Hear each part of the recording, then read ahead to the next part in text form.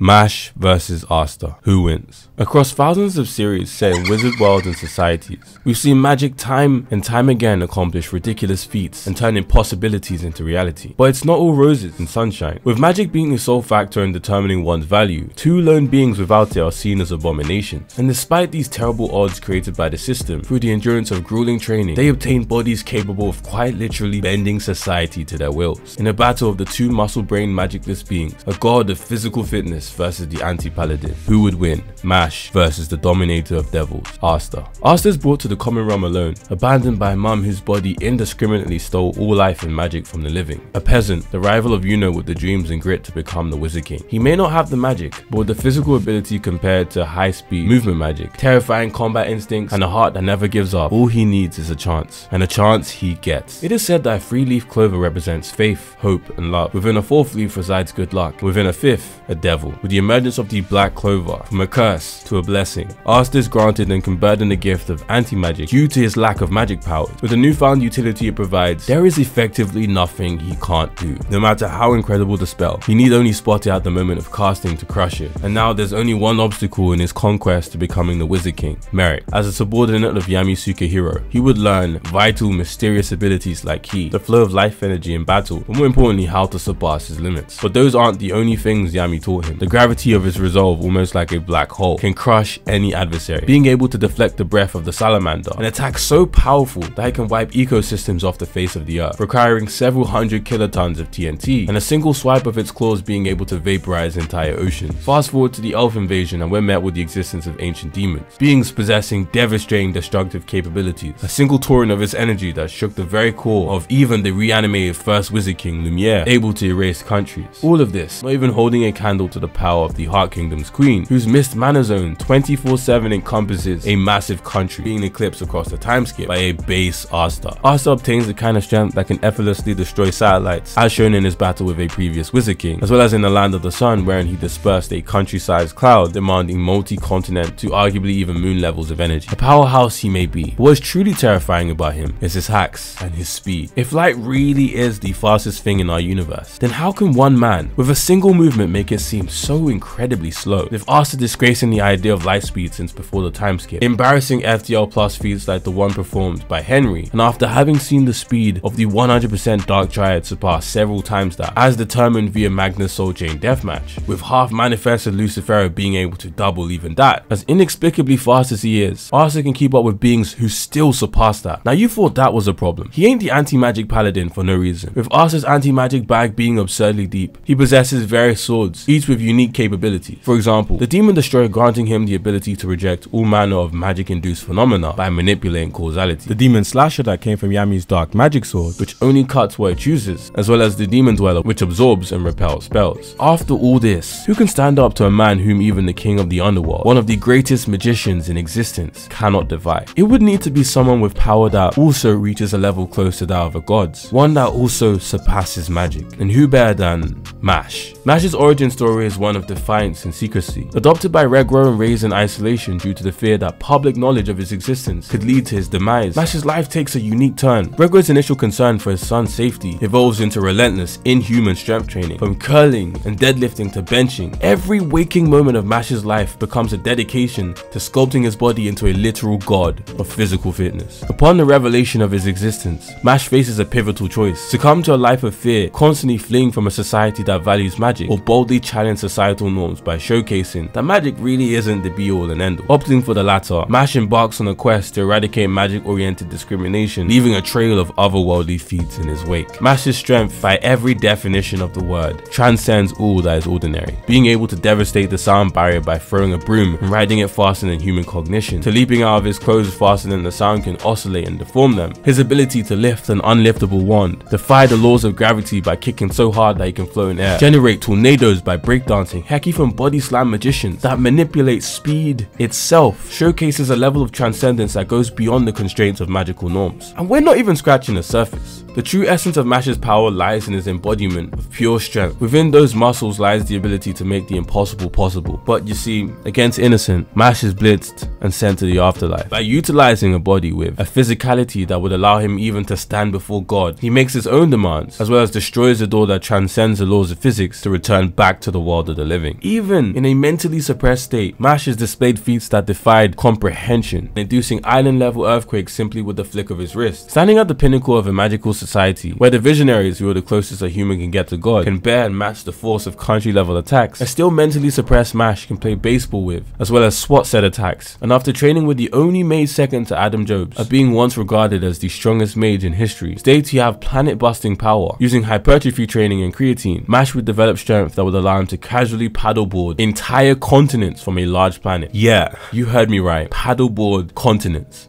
Wow, man. Damn.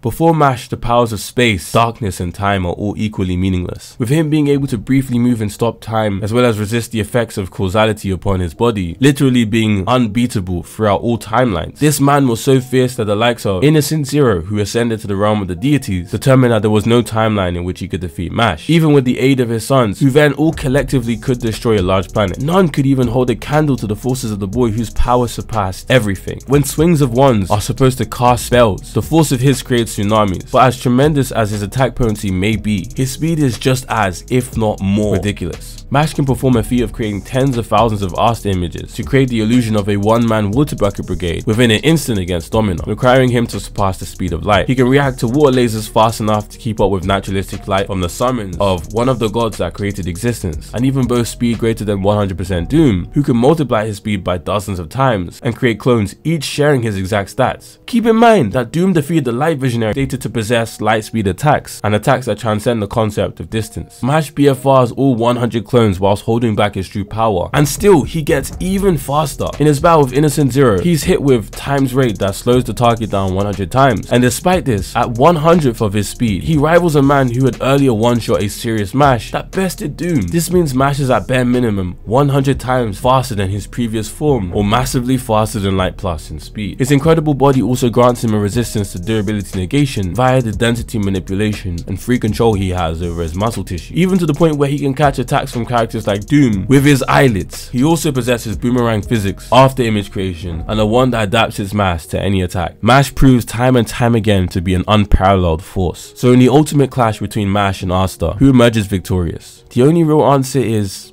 Mash. Even without going into unlimited mode, you see, Mash's lower end speed and AP scaling just drastically outscale Asta's. Even if you were to argue that the Lucifero statement, which I see hovering around, though I doubt the consistency of, even if you were to argue that to be the case, Mash still outscales. Not to mention, Mash has already demonstrated the ability to tank existence erasure and take down enemies like Innocent with precognition and causality manipulation, as well as due to the flexibility of his perfected body, sharp objects fail to pierce him. By using the perfect synergy of offense and defense, it allows him to seamlessly counteract attacks from all manner of weapons expert, and a big thing here being that he has absolutely no magic. Now on Asta's end, the argument of anti-magic also being anti-energy can be made, so that it may still kinda have an impact on this battle, despite Mash not having any magic. However, it's easy for one to fall into the false dilemma pitfall of thinking that this can't be the case without it still necessarily connecting to anti-magic. Now what do I mean by this? I wholeheartedly believe that in the process of reverting non-magic, magic-induced effects such as the damage of poison to the cells of a body by poison magic, things external to magic are being affected without it necessarily meaning that he could do damage or being able to nullify things independent of the use of magic. In the end, there really is something so magical that not even magic can negate. A force that every gym goer knows. The miracle of the human body that is gains. Asta was strong, but Mash, the guy who squats, benches, and deadlifts more, would you have figured, was simply stronger.